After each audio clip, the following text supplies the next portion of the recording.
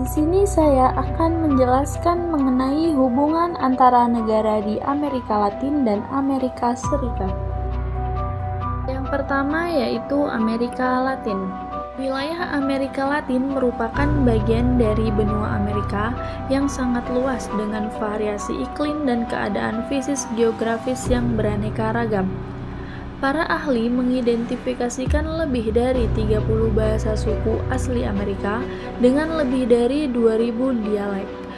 Bukti-bukti sejarah menunjukkan bahwa manusia di Amerika berasal dari Asia, yaitu keturunan ras Mongoloid yang bermigrasi mengikuti jejak binatang buruannya dari wilayah Asia ke Amerika. Kemudian, para pembuat kapal merancang kapal-kapal untuk pelayaran samudra. Sebagai contoh, orang Portugis membuat kapal 3 tiang yang mampu mengembangkan lebih banyak layar dan memberi ruang cukup bagi muatan dan suplai bahan-bahan makanan. Yang kedua yaitu penjelasan mengenai Amerika Serikat.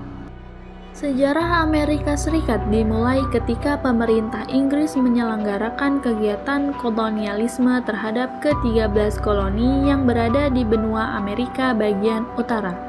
Para koloni hidup dalam suasana sistem perekonomian merkantilisme, di mana mereka diwajibkan menyediakan bahan mentah dan logam mulia sebagai barang-barang komoditas yang dibutuhkan di pasaran Eropa. Mereka berusaha melepaskan belenggu yang menimpanya dengan bersatu untuk melawan pemerintah kolonial Inggris, dan perjuangannya dengan memproklamasikan diri sebagai bangsa Amerika Serikat dengan mendirikan United States of America pada tanggal 4 Juli 1776. Sejarah Amerika Serikat mencakup bahasan mengenai perkembangan pergulatan bangsa Amerika Serikat dalam mencapai prestasi yang gemilang dalam bidang pembangunan demokrasi, pengembangan iptek, terciptanya stabilitas keamanan, politik, dan ekonomi yang dapat menghantarkan negara Amerika sebagai negara superpower yang dapat mengontrol dunia. Materi ketiga yaitu mengenai hubungan Amerika Latin dengan bangsa Amerika Serikat. Hubungan antara Amerika Serikat dengan bangsa-bangsa Amerika Latin dimulai dari nota bersahabat, yaitu Doktrin Monroe. Tetapi pemerintah negara-negara Amerika Latin mulai berpikir bahwa Amerika Serikat menggunakan doktrin tersebut untuk mendominasi benua Amerika. Amerika Serikat dengan Amerika Latin juga telah memprakarsai terbentuknya sebuah organisasi antar pemerintah, yaitu The Organization of American States yang resmi terbentuk pada tahun 1948.